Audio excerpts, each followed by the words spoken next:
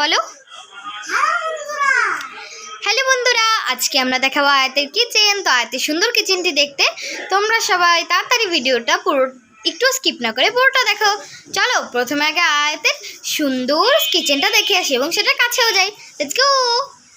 টুইং টুইং টুইং। আরে আয়াতের বাড়িতে তো এসে দেখি আয়াত ঘুমাচ্ছে। এত বেলা হয়েছে এখনো ঘুমাচ্ছে? আয়াত, এই আয়াত, আয়াত, আরে ওঠো, সকাল হয়ে গেছে। তোমার রান্নাঘর আমরা দেখতে এসেছি, বন্ধুরাও এসেছে। ওঠো ওঠো।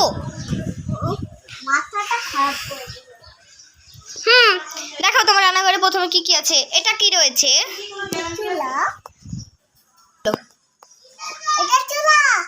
এরপর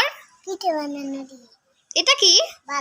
এটা এটা এটা ওটা। তারপর কড়াইয়ের পর কি আছে? তারপর এরপর কি আছে? তো এই পাশে কি আছে? ওয়াও, মাটির হাঁড়ি পাতিল। এটা কি? দেখি তো বাটির ভিতরে কি আছে। চিকেন কষা। আরে এটাতে কি আছে? ওয়াও, এটাতে ভাত। আর এটাতে কি রয়েছে?